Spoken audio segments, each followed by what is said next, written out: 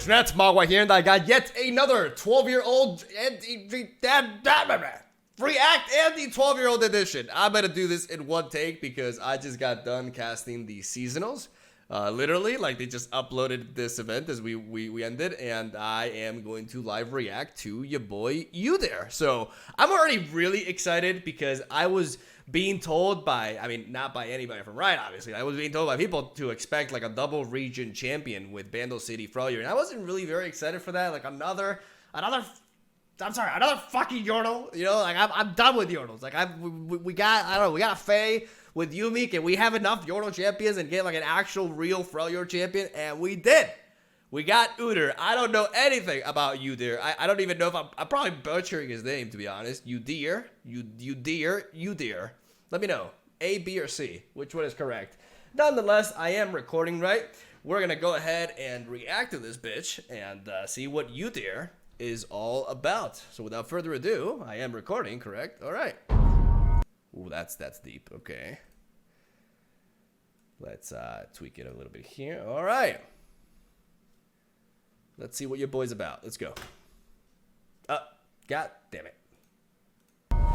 Gather, spirits, gather. Spirits of the land, hear my call. I just had to wait for him to end his phrase, you know? I'm already going to enjoy role-playing UDYR, just saying.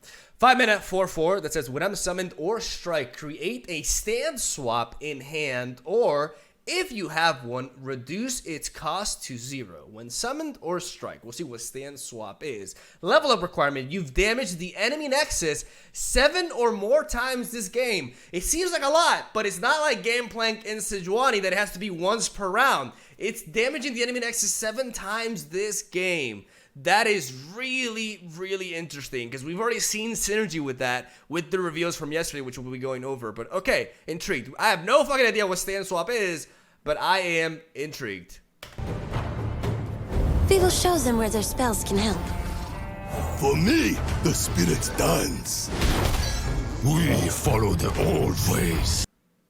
Grant a stance to an ally. Okay, more questions.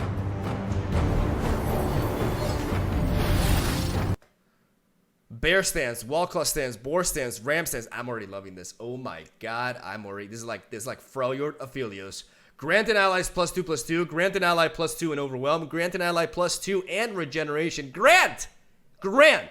Deal 1 to everything else. Oh my god. Okay, I fucking love this. This is nothing like I was saying. Fire Ram. Yo, that animation. You could have fought by my side. Oathbreaker, you should have fought beside Sejuani's. That troll champ value with the scar grounds, bro. Iron Boar. Old gods. Oh my, this champion came out of nowhere. I love him. 5-mana, UDYR's okay. Signature spell, Spirits Unleash. Grant your allies +1/+1, then deal 1 to everything. Okay, a bit underwhelming, a bit expensive for what it's doing. I mean, it's with Scar Grounds, it's pretty good, but it's a slow spell. Like, I don't think you're playing this out. It's not a bad card for his signature spell to be, but it's one of those cases where you don't want to be getting that card beside that, I think. Hear me!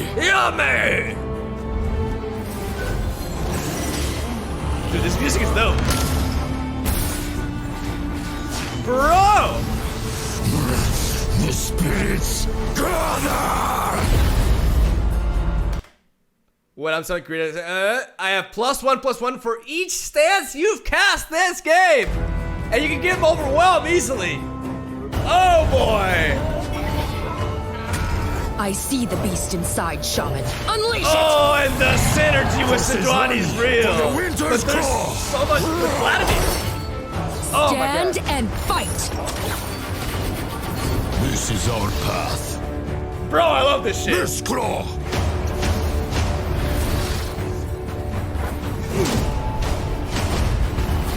Oh, this is okay. We got a winner here. The gods have spoken. Oh, this came out of nowhere, dude. Oh my god. What is that? A-drop. Wrath of the Freljord. Overwhelm, 8 mana, 8/8. Enemies with 3 or less power cannot block. Bro, ramp is just like insane. Dude, the War Mother's ramp would love this card. Oh my god, dude.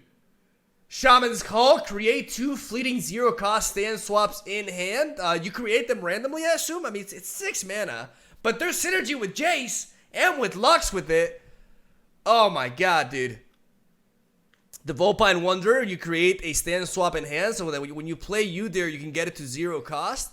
The Bone Scryer, which we saw revealed yesterday, alongside the Tusk Speaker. You know, these cards have potential synergy with Vladimir, amongst other things. Pretty open design. Like, there's a lot of shit that you can do with UDYR. And the Hiara Seeker, I'm going to take away my webcam for just a second, because you guys can read that. When I'm summoned, create a stand swap in hand. It costs 0 this round. 6 mana, 5/5. Oh, man. I love this shit. I love this shit. Like, it leads to very open possibilities regarding deck building. And my webcam just... I clicked the spacebar, but it's not obvious. All right, we're gonna head on to Twitter and go over the cards that were revealed yesterday. I'm not sure if some of them are missing in this scene right here, and yeah, we'll be right back. Good shit though. And we are back. We're gonna take a quick look over the cards that we just reviewed, and then we're gonna move on to the other ones. And I'm hitting my mic constantly. Too much excitement. All right, so we got UDYR here, which we just went over with a signature spell and the Spirits Unleashed. I'm pretty sure this will end up being an epic card because all epic cards in this game are trash. And then we have, okay, it's rare, you know.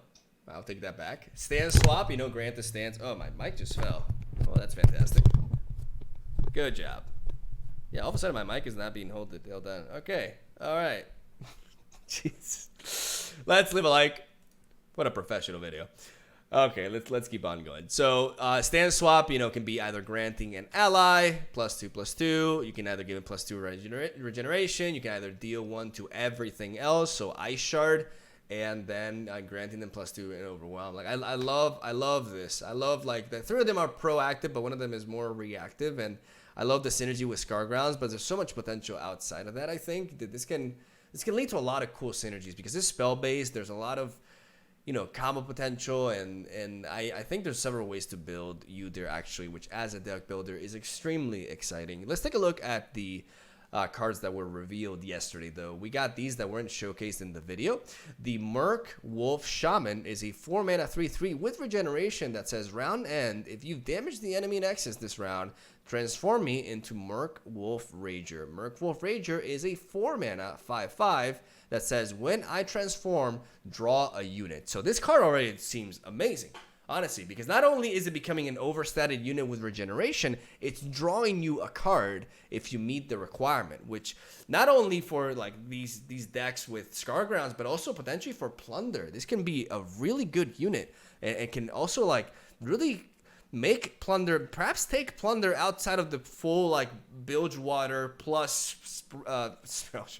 Freljord Splash for Sejuani, and all of a sudden you can get a solid mix in between the 2 regions, and the deck will become much more compelling that way, instead of just focusing on the allegiance. Whenever we move away from pure allegiance decks for some of these combinations, including stuff like Ari Cannon, it just becomes much more interesting in my opinion. I don't like, you know, decks, you know, their version just being full on like 1 region and an extra splash for another one for 3 cards. I think it's much more interesting when you're mixing 2 regions a lot, you know.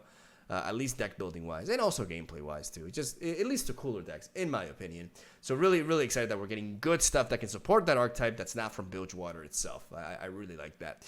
Mammoth Shaman is a 6-mana 4/4 with Overwhelm that has the round end ability. It says if you've damaged the enemy nexus this round against the same requirement, transform me into Mammoth Rager. Mammoth Rager has pretty cool art. He's pretty pissed. 6-mana 6/6 with Overwhelm that round start grants itself +2/+2. Keeps growing and growing and growing and growing. And aside from that, pretty standard. I'm not sure how good this is, to be honest, because it seems a little bit slow.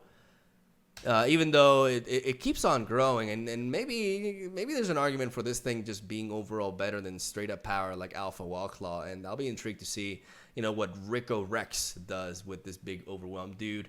Bone Scryer, you know, makes Crimson Disciple seem a little bit irrelevant in my opinion, because it has a much thicker health stat and synergizes much better with the Scar Grounds, because the higher the health stat, the better, because you're going to be able to stack up that power.